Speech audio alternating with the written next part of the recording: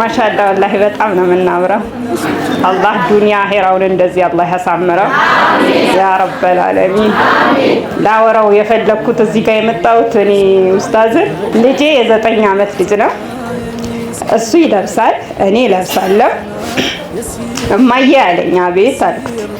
ኡስታዝ እኛን ያለብሳል አይደል አለኝ። አዎ እናቶችንም ልጅም ያለብሳል። አዎ አባቶች አያለብስም እንዴ ሲለኝ ኢንሻአላህ አባቶች የሚያለብስበት ጊዜ ይደርሳል ስለው ታያለሽ እኔ አድግና ከኡስታዝ አጠገብ እቆማለሁ፣ እናቶችን ሲያለብስ እኔ ደግሞ አባቶችን አለብስለታለሁ ብሎኛል።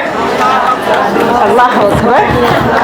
ዛሬ ወላሂ ልክ ስገባ አላሁ አክበር ተብለው እነሱ ከዛ ጋር ሲመጡ ስልኬን ቀርጬ እሱን ማሳየት ነው የፈለኩትና ተደስቻለሁ። ከምንም በላይ አባቶችን ከኛ ጋር በመቆማቸው አባቶችን በማልበሱ ልጄ ሳይደርስ ያ ቦታ ላይ መሸፈኑ ራሱ ወላሂ በጣም አስደስቶኛል።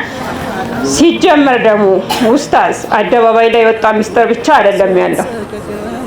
እያንዳንዱ አላህ Subhanahu Wa Ta'ala የሚያውቀው 10 ሰዓት ላይ 11 ሰዓት ላይ ጠርቶ ነይ ብሎ ገበናችንን የዳበሰ እናቶች ብዙ አለ። ካሜራ ስላየ አይደለም፣ አደባባይ ስለወጣ አይደለም። እናንተ እንደኔ የተሸፈነላችሁ ገበና ብዙ አለ። እኔ በአደባባይ ሳይሆን በአላህ ፊት ነው መንገር የምፈልገው። አሁን ደግሞ ሰርፕራይዝ ያደርገን ነበር የመሰለኝ። ምን ነበር መሰላችሁ ሰርፕራይዙ? ስጦታ አለ ሲባል የቤቱን ስጦታ ሰርፕራይዝ ልንደረግ ነው ወይ ነው ያን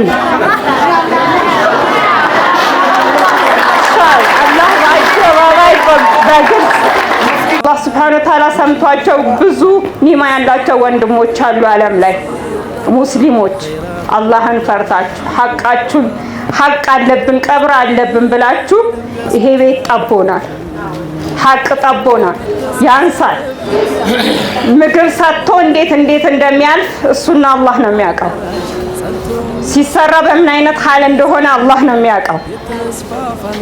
ሙሉ ስንገባ ይሄ ቦታ አይበቃንም። የኸይራት ጎዳና